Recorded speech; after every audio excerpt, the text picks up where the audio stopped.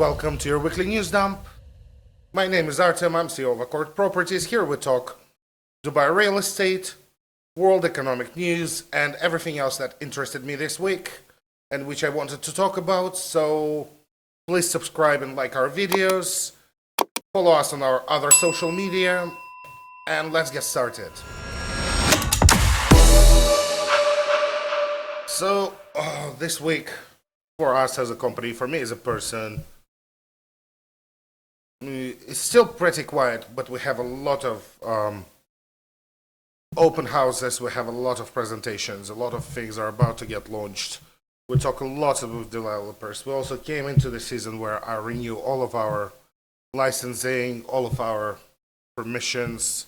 So a lot of admin for me this week, and even more next week. End of the month, time to pay the salaries, hate that as well. Who doesn't? I've been driving all week with my truck full of crap because my family is moving into town. My father got himself an apartment around this area in downtown, and he called me in and said, "Oh, can we order in some bedding and some plates, dishes, forks, etc. Just a bit of that, this and that, and can you buy us a couple of things so when we come over, the apartment is ready for us to use." I said, "Of course." And that's more than a truck worth of stuff.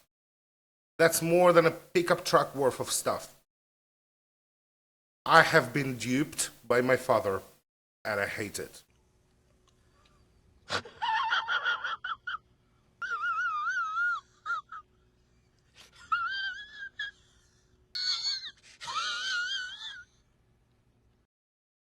Anyway, I unloaded most of it today in the morning, so my back hurts. But I'm back on my gym routine, so that might be the reason my back hurts. Gym is never good for you physically, just mentally. Trust me, I just get myself hurt. I don't even look like I go to a gym, unfortunately. Otherwise, the setup, we're still tweaking. You can hear the sound will differ from episode to episode. I'm still working out how to make the sound well. And the biggest part of this week for me is we're really hiring. We're hiring a lot of people. Reach out to us. There will be a link to our careers page under this video. If you're a broker or you want to be a broker, reach out to us. If you're a good candidate, we'll talk with you no matter where you're in the world. We discuss it. We see if we can make it work.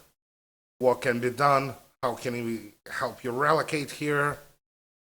What is the legal process? We can advise you on that. But once again, it's opportunity for you to make tax-free income, to make a lot of income. There's more about what we're looking for in the news further on. We discussed the job of the broker because there's some news about that. But either way, point is simple. We're hiring. Apply. This article in the National says 52% August year-on-year growth on property market prices. Honestly, my calculations say much more conservative, 25 to 30 real growth. So it's, I think it depends on how you calculate it. If you calculate actual transactions, yeah. The properties which have been traded a lot in those years and been retraded, they grew a lot because once you collected 52% on your investment in a year, mate, take your money and run. 52%, you made it in a year, take your money and run, mate. That's all right? Don't expect for that to be going on for much longer. That's a achievement of a lifetime. Let's hope it happens sometime again, but let's not rely on that. So I repeat once again, take your money and run. Okay? But the interesting thing is their breakdown for actual nationalities of international investors and transactions. So the big change is Germans being fractions of percent. Now, as German real estate market is on a downslope, We have 6% of Germans, so Germans stage a little invasion into Dubai. Outside of that, there's 22% of British nationals. And once again, you look at the previous news and we're saying the top off-plan buyers, whatever, are Russians. The reason for that, Russians are new to the market. Average Russian customer is less sophisticated as an investor and more prone to being impressed and wooed by the brokers who do all the flashy things, and more prone to be sold off plan, and off plan is easier to sell. For me, off plan takes half as much time as a secondary apartment to sell, and it pays double. So of course, I prefer to sell you off plan if you want to. The difference is our real estate agency is here to stay, and we're working on establishing relationships. So we actually try and genuinely address the needs of the customer, which is apparently innovative. Anyway, the actual largest share of the market is resale of a secondary market, resale of the apartments already delivered, because as I mentioned before, for most scenarios, it is the best investment. It's the best way to put your money in. It's safer and sometimes more profitable at the same time, but requires you to have much better cash flow. So once again, off plan, absolutely reasonable thing to exist, absolutely worth it for some people, but it's not worth it for everyone. So 22% of the whole amount of buyers of real estate in Dubai are British. And once again, I'm saying everybody's running. You're probably watching it, sitting on your arse. Mate, time to do something about it. Let's do Dubai, discuss that, get you international. I have partners all over the world to look into Thailand apartments and villas for you to invest in, to see where global markets are going. I'm currently trying to develop the Africa direction, and I want to offer some African markets soon, but we'll see how that goes, because that's much harder as the regulation is not quite yet there, but we're working around that. Anyway, huge growth of the market prices, incredibly good news, unrealistically good news to be fair, so take it with a grain of salt. You can see a lot of Europeans are now investing in Dubai because local legal system is actually matured and now is well regulated, unlike it was 4 or 5 years ago, because current real estate market here is growing fast and growing fairly sustainably for the speed it's growing at. So people got good reason. Investors see where the money is. Investors, when they're sophisticated enough, always follow the money. And that's why Dubai is growing, and that's why a lot of European investors are moving their assets here. You're welcome. So this news is virtually just playing the world's smallest violin. It's about the competitive, scary, tough life of the real estate broker in Dubai. And okay, I don't disagree that a job of real estate broker can be very tough. The market is extremely competitive and it can be very stressful. Yes, all of above and more, of course. But the income you can generate if you do it well is incredible. And yeah, once again, the number of licensed real estate brokers in Dubai right now, as they mentioned, is about 35,000 people. The guys who are not registered and who are just bringing in referrals or coming in from other countries, bringing their clients and pretending they can sell something and ending up going to companies like some of the companies in Dubai who will help you and pay your referral and act as an official broker, is at least just as much. So let's say it's 70,000 people.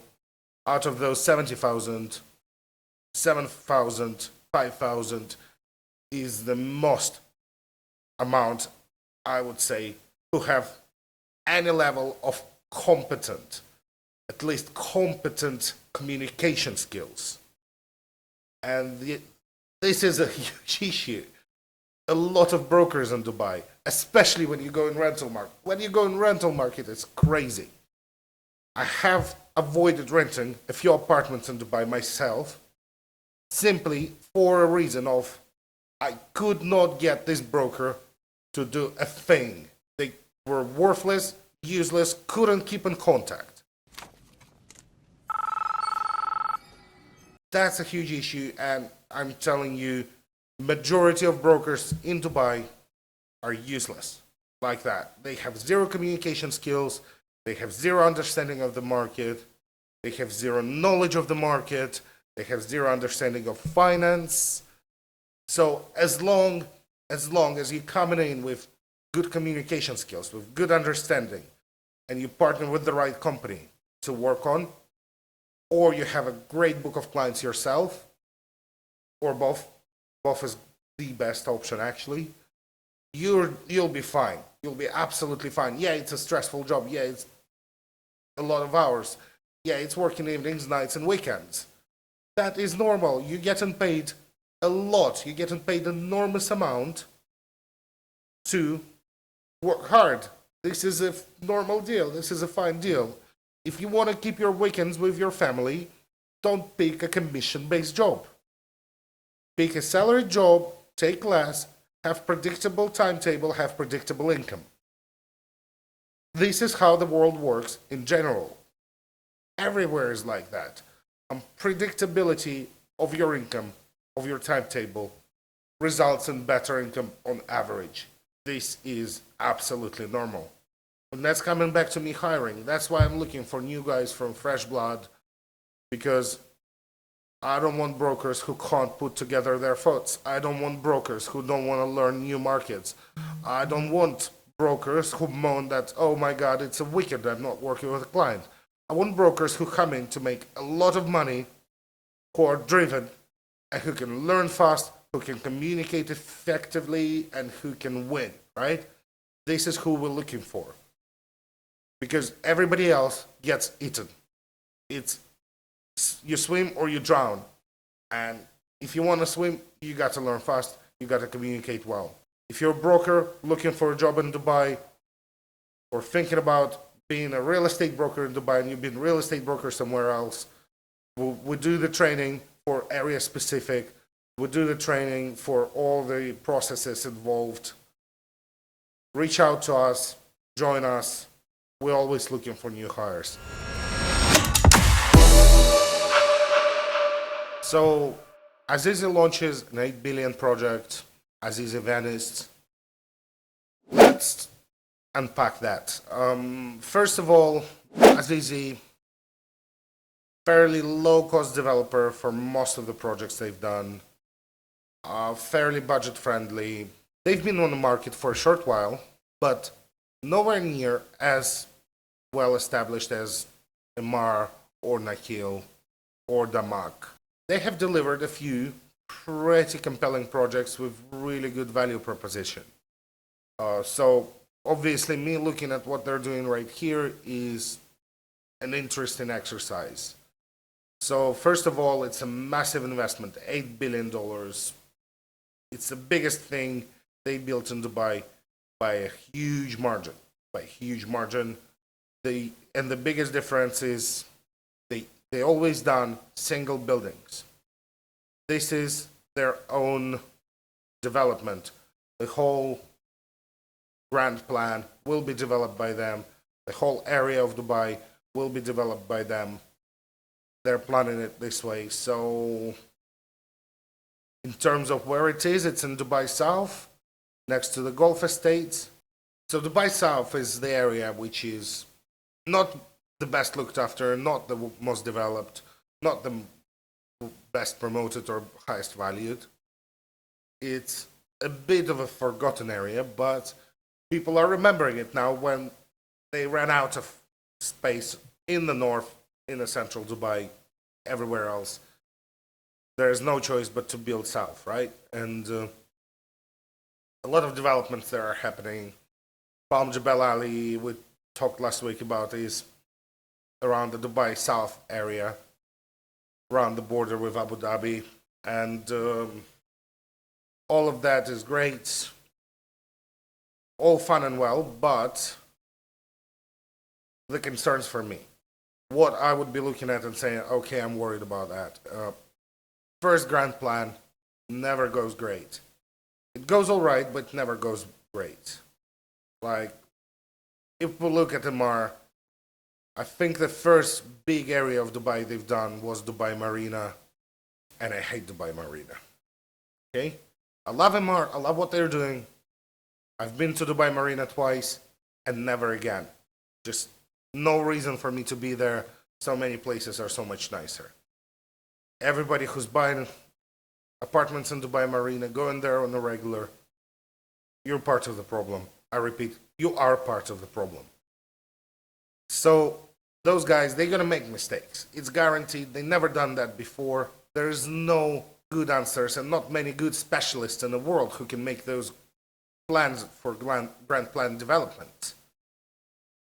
And even given they've done most of it well, we're left with maintenance. And that's an issue. But smartly enough, most of the development will be single villas and townhouses. This is very good. This is great. This is something I would have done in their place. This makes it much simpler. They still do a really good concept of canals in between to make it feel like you're on the water, mild out the climate a little bit, reduce the amount of dust in the air, all of those things, they work really well. This is new big trend in Dubai in general, building big artificial lagoons. Everybody's doing that, they're doing that as well. Fine. Follow the trend, you'll never go wrong. Or so they say. Regarding this as somewhere to live yourself, somewhere to look as a primarily your own residence, it's far away from everything, so it's not well connected, it's not well established infrastructure, it's risky to get stuck in a villa where it's 20 minutes drive to go to your closest convenience store, right? It's 20 minutes drive to get yourself a packet of crisps. Not great. Hopefully it's gonna be much better than that, and they will establish good retail presence. They'll establish good services presence in the area. But they haven't done this before, so we don't know. We simply don't know. You're taking a gamble. Once again, for investment, Dubai South is far away from all the other things. So short-term rent is out of the question. Tourists will not be flocking to that. Tourists have little time and they want to be closer to amenities, they want to be closer to landmarks. There's no landmarks.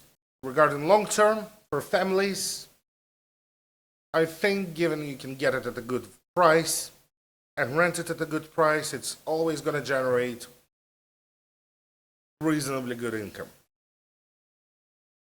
I don't think it's going to be much worse than, let's say, Damak Hills. Damak Hills is also very far away from Dubai landmarks, from points of interest. It's also built in the middle of nowhere, simply speaking, right? And it doesn't have much of the lagoons. It has the same kind of live next to the golf field concept. I think that's a direct competitor there. With Damak, They're still doing the Lagoons part, but Lagoons part is actually going to be premium priced, which is unusual for the Mac, so we'll wait and see the quality they're going to deliver. Once again, with those, I'm always wary because if we're talking the high-end market, it's a very good deal, but it's still the high-end market kind of money. And will they be able to hit these high-end goals? I have no proof of that. I have no track record of that from them. They were mostly focusing on budget-friendly for last while, and in budget-friendly, they generated some attractive investment apartment complexes and areas and done well. Azizi is the same, so we will see where it's going. Those villas, we need to check the pricing on them and see how they grow. I wouldn't get this right on the off-plan launch. I'm pretty sure a lot of people are going to get it on the launch and then offload it for the same price a year later when they wanted to make money on the off-plan price rise, and they couldn't because those projects they never make those. If somebody promises you, oh, we'll buy it on off-plan and we sell it before it's delivered on off-plan, and you'll never need to pay the full payment plan, unless it's a very, very special, very sought-after project. Not gonna happen. Even on Blue Waters, the current project is struggling to sell apartments off-plan. It's sold out on launch, but those people who bought it on launch now trying to resell it before it's completed to the end user, and they're struggling. They are really struggling to resell it. They have to go down to nearly the original price. They made this year less than they would have made on the same investment on rent. And you need to consider that. You need to consider that all these promises, oh, you just pay the first whatever percentage of the payment plan, and then you resell with that income, so you get 5% on the full price, but because you only made first contributions, it's actually 30% per annum. Theoretically is correct. In reality, is not as easy to pull off as some of the brokers would lead you to believe. It actually doesn't quite work all that well every time, and we constantly see those customers coming to us, coming to our colleagues, just bouncing throughout the market, trying to sell their off-plan, offload it now, fix their losses sometimes just offload it before they ran out of money to make payments on a payment plan. And it's a horrible, horrible view for me because I know they've been screwed by their agents, by the agents who are not that honest, who weren't telling them, look, it's a big risk, it's not necessarily achievable, but let's see and hope. They told it as a sure thing, easy thing to do, and then couldn't deliver. So buyer beware, off plan, you're buying it on launch, you probably won't be able to sell this thing until it's completed or nearing completion. Simple as that. So new developer is planning to enter the market. This is fairly regular news for Dubai nowadays. So the new guys are called a Cube, and they have a claim that they're going to be very environmentally friendly, very high tech. They already announced their first project. It's nothing special. They definitely saved on rendering times here. They built it in Dubai South again, so they didn't invest a lot into land, but they say they have a strong pipeline. So this one is short and sweet. Not much to say here. Let's wait and see what happens and how they perform. It's actually interesting to see what happens with those guys because they have good experience in energy sectors. So maybe they genuinely going to have a very energy efficient homes. They do definitely have experience in that area, and I'm hoping they can apply it. Because for me, for example, as a renter, I would love to have energy efficient home that reduces my costs and doesn't cost me extra, so it makes it more attractive, more liquid on the market for a landlord. making it a great investment. I just love high tech anyway, so once again, kind of excited for that. I hope they won't disappoint me. We will see.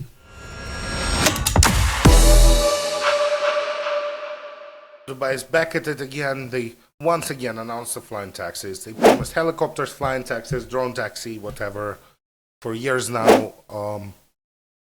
Hopefully now it's gonna be actually a thing. They seem to be serious about this one this time. Not sure yet, but we will see. What they say is the main selling point this time is it's 6 minutes to Palm from Dubai Airport. And that's the problem of Palm Jumeirah. It's so far from Dubai Airport. It takes ages. It's far from downtown. It's a whole. It's its own town on itself. Honestly, that's why I never considered living on Palm myself. It's kind of far from everywhere, and everywhere I go, I have to travel, and I have to be multiple places daily. My mate who does programming, he's a great coder with his own app company. He lives on Palm because he barely ever needs to leave his home. And he got a bar next to him, he got his pool, he got his gym. That's all he needs from his infrastructure. He enjoys himself, he leaves Palm once a month. For those kind of customers, it is a perfect place because you always have the best views, you have the best bars, you have good access to the beachfront, and to swim in the sea if you so desire. I mean, sea here, I don't enjoy the sea, I prefer the pool. Sea is just a big dirty pool. I'm sorry. So, and now it's going to be well connected to airport. If they actually can pull it off, great. Will they? I don't think so. Look, if their taxis are as sane in driving as the Dubai taxi, we will have a lot of taxis crashing into skyscrapers. I'll be sitting in my office seeing a taxi come into our conference room next second. That would be just another Tuesday for me. Seriously. So let's hope they're automated, they're not having Dubai taxi drivers requalify, because those guys are a little insane. They're a little bit on the intense side, alright? Still appreciate a lot of them. They took me to many places. They make the city run. But sometimes they're in a bit too much of a rush. So, UK piece of news this week is actually going to be a bit more about the environment. But I'm once again making a point here. I know environment news and environmental stuff coming from the guy who drives a pickup truck with the V8 is rich, but let me make a point. So we know Rishi Sunak pushed back the deadlines for EVs, for the net zero kind of policies last week, and it garnered a lot of attention. And of course, we can understand the environmental activist people's outcry. This is expected. Fair point. I would even say I agree, okay? But what is more interesting, the amount of outcry we see from the industry. Because the investors, now in the form of automotive companies, energy companies, etc., are absolutely outraged that they've been set a deadline. They spent a lot of money to hit it, and now it's been pushed back without warning, right? Without any clear reasoning why, just except for let's save a bit of money, which doesn't even necessarily make sense. Unfortunately, this is the point of unreliable government promises, unreliable government processes. Because a lot of people I talk with about Dubai investment, a lot of people from UK, my friends, I hear from them, oh, it's a monarchy, it's not democracy, it doesn't have predictable process of approval, they say one thing today and they're going to say another thing tomorrow. Possibly, possibly. I'm not saying that never happened. I'm saying it happens less than it happens with UK. UK has a strong established democratic process, mostly in some spots, all right? And it doesn't stop UK from doing 180 and screwing investors. Governments do it everywhere. That's my point. Governments tend to change their decisions and tend to do it in expense of the investors' money, not their own, right? The most reliable country is the one who makes good money. Simple as that.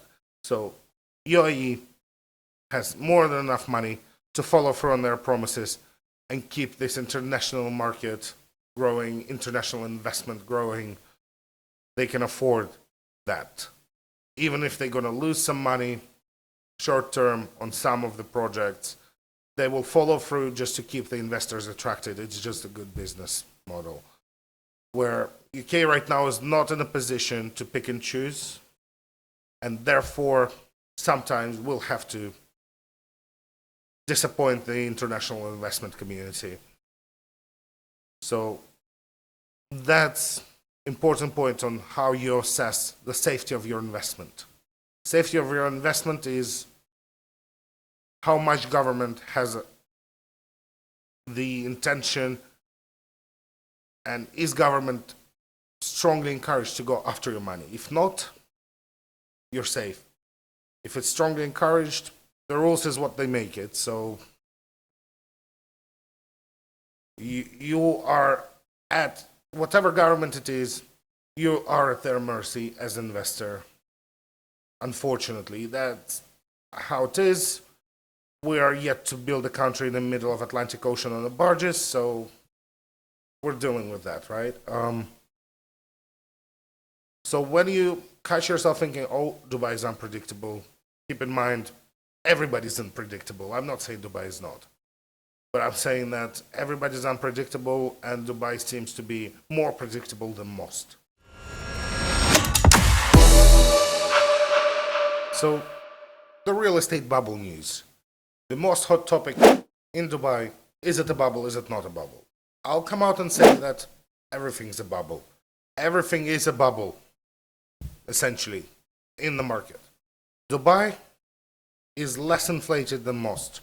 That's what we hear from UBS. UBS has been doing this research for as long as the Dubai real estate price has been rising, and claims for 2 years now in a row that market is fair priced, which means the real demand, non-investor and user demand, is keeping up with investor demand and keeping up with supply. And the prices are rising because the level of living is rising, the demand is rising, all of that. It's well supported. It's well supported by the rest of the economy. Simple as that. So this one is fairly short and sweet. You can dive into the article. They present some arguments and figures more in depth. But simply put, the current growth, although it's outstanding, is relatively well backed, and it's unlikely to be a bubble. UBS claims that. UBS is well renowned, all Swiss bank, with no real interest in pushing Dubai outside of maybe their own investments, and what they say might be optimistic but will never be untrue. You might be taking it with a grain of salt, realizing that, of course, fast growth means that we take slower growth later on. But what's undeniable is it's not a bubble which is looking to burst anytime soon. Okay? And in these terms, your real estate investments are fairly safe in Dubai, fairly predictable. When we count your investments, we actually count them assuming that the aggressive stage of growth will pass tomorrow. we assume that starting tomorrow it will be normal growth rate for the area and for the region, and essentially will match the economy. And usually the clients later on are pleasantly surprised that there was also real estate market growth independent of economy, catching up to economy, catching up to demand. And they made probably 50% more on their investment, to double on their investment that we promised. But once again, I would take that as good luck, not as good prediction, which is nice to have, but not good to rely on.